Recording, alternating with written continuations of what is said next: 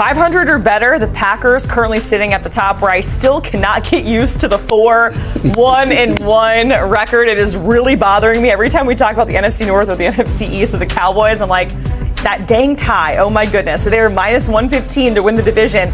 The Lions sitting there at 4-2 plus 155. And man, how about the Bears? Rattling off 4 straight wins. It feels like they have so much momentum. And the Vikings still not out of this thing despite dealing with injuries with J.J. McCarthy. They are sitting there at 3-3, right at 500, 16-1 to win the NFC North.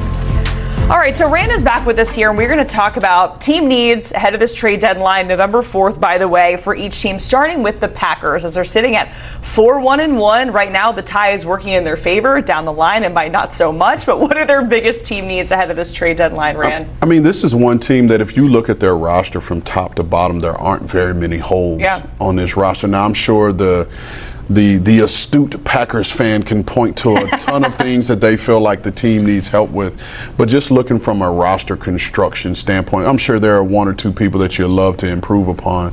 And whether it's realistic or not, we don't know. But so for me, I went with O-line depth because their top 5 O-linemen are really good players, pretty good players, and I just think they're one tough injury away from having some real concerns and being able to protect Jordan Love, because pretty soon he's going to be getting all his receivers back. And there are going to be some tough decisions that are going to be made just in terms of whether they activate guys, what roster moves that they're going to make to get those guys up on the team. And so once those guys get back, you're going to need Jordan Love to be upright so he can get the ball to all those guys. So I just went with O-line depth. You know what? Honestly, I do feel like, and maybe I'm wrong, but I feel like depth is what you're targeting at the trade deadline. I feel like that's a pretty good place to be, right? Or do you agree with that, or not so much? Yeah, I mean, again, there are few holes on this team because someone can argue that they would want a corner. Well, you got to understand how Jeff Hafley plays that defense and what that position means and the style of corner. There aren't very many tall, long guys walking this earth that can play that style of corner, and so you don't necessarily need a top flight Patrick Surtain. Although you would love to have a Patrick Surtain II, you don't need that for that defense because so much is predicated off of what they're able to do up front. Yeah, of course. All right, let's go to the Lions, a team that's in action tonight against the Bucs in prime time. We're talking edge rushers. Of course, we know with Aiden Hutchinson coming off that injury, and it feels like week by week he is coming into form in the player that we're used to seeing, right? But obviously, having someone on the opposite side cannot hurt. No, and this is another kind of depth-ish. Because this guy that I'm going to speak on, he doesn't get the credit. And shout out to Brad Holmes and Ray Agnew and Dwayne Joseph and their staff in Detroit for being able to sign this guy. I think they initially signed him to the practice squad and then elevate him, and he's played a role, and that's Al-Qadim Muhammad. He's played a ton of ball for them, and he is active. He is a high motor guy, and he is full tilt to the ball every single snap. And so being able to find a player like that allows you to overcome losing a Marcus Davenport, who you signed as a free agent, who's once again on IR. And so they're going to need another guy off of the edge, right? Because Aiden Hutchinson is a complete baller, and I think we're seeing that and seeing that he's healthy again. But having another guy off the edge, and they've been linked to an edge rusher going back to last year, and I think they understand the importance of that position. So adding another guy there wouldn't hurt them at all. Totally. All right, what about the Vikings? Because yes, they're last in the division, but you're still at 500, which isn't a terrible place to be here at this point in the season, but what's a hole that they certainly need to fill? Well, I think they need another safety, right? Because they have 3 safeties, I believe, on the roster right now. And Harrison Smith, I'm not that much older than Harrison Smith, and he's still playing.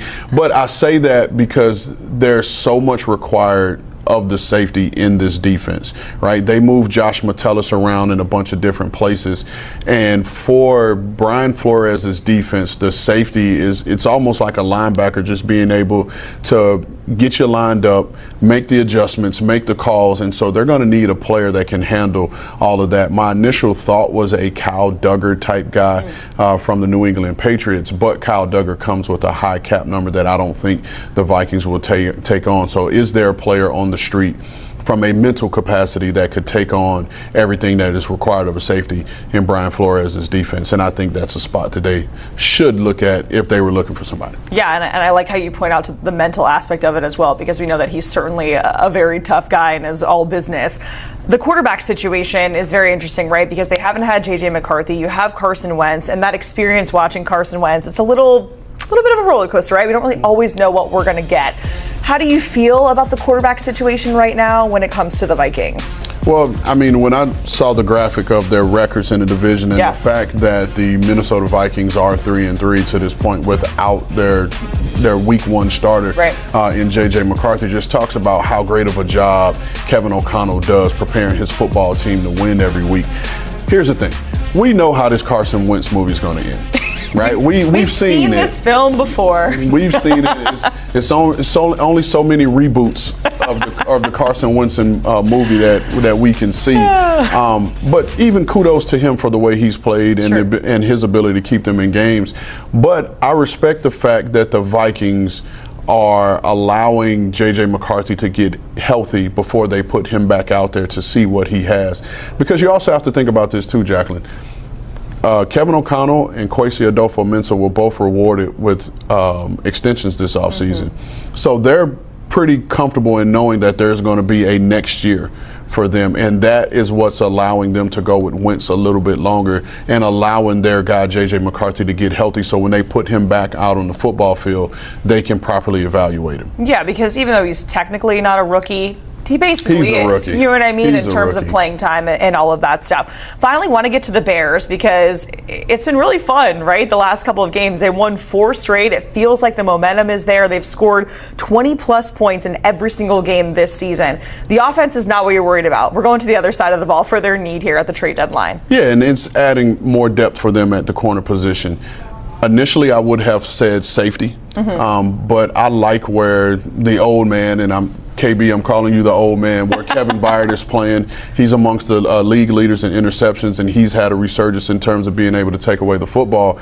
But you still don't have Jalen Johnson, who is their cornerback one. And Tyreek Stevenson has played well in spots, but he has to become more consistent. And Kyler Gordon is one of the better nickels in the game and was rewarded with a contract extension this offseason to say that. And so you have a guy like Nashawn Wright who's come in, and he's been serviceable and has 2 interceptions on the season.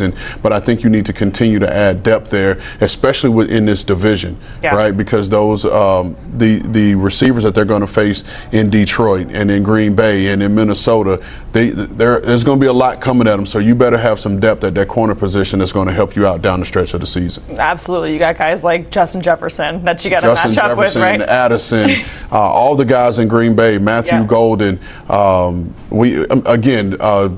It's just a bunch of guys in this division in terms of the receiver position. And we didn't even say the Detroit guys. I know. Think about that. And so that's coming. And then how are you going to play Sam Laporta? Like, yes, he's a tight end, but he runs routes like a receiver. He has hands like a receiver, and he's fast like it. So you're going to have to be creative in how you do that. And that's another reason why Minnesota could go with another safety, because of the way you play Josh Metellus and put Metellus down in the box near that. And you could potentially play him as a big nickel and have another safety out in the post with Harrison Smith. Absolutely. So it feels like obviously the margin for error all across the league is slim, but in this division, especially when it's already this tight here as we're going into week 8. So out of all of these teams, Ren, which to you do you think the trade deadline is most crucial for, that they really, make the right moves in terms of still being in it in terms of the playoffs? I think for me, if we're looking at it and we see the graphic here with the standings, I think the biggest team here just in terms of being able to bolster their roster down the stretch is going to be Detroit. Green Bay already did it with the Micah Parsons trade coming into the season, and we've seen the dividends that's paid. Micah Parsons had 3 sacks yesterday. But I think Detroit can really help themselves in their defense, because the one thing that I didn't mention with this Detroit team, when they play tonight, they're going to be without their starting corners.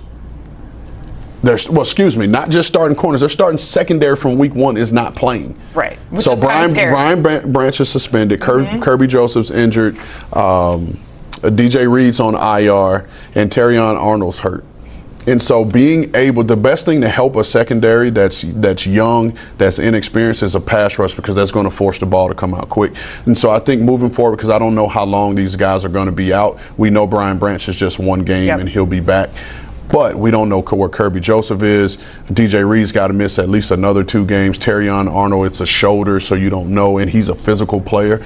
And so being able to get that pass rush and forces the ball to come out quick will take a lot of pressure off the cornerbacks to have to cover for a long time. And it's kind of ironic because Tampa Bay, they're almost having the opposite problem where all of their wideouts are dealing with injuries, right? But somehow, we're going to get Mike Evans back tonight and potentially Emeka Egbuka back tonight. Yeah, hopefully for Baker Mayfield, man, because he's just putting his life out on the line with wide receiver 5, 6, 7, right? Rand, we certainly appreciate it talking with us about the AFC North, the NFC North, and the biggest needs that these teams should target at the trade deadline, which, by the way, again, is November 4th. All right, the NFC North, the Week 8 slate. The Vikings, they are in prime time against the Chargers. The Bears and the Ravens, a reminder again, you can watch that on CBS, where the Ravens are hopefully going to get Lamar back in that game. Then we have the Steelers and the Packers, the Sunday night game, 8:15 Eastern.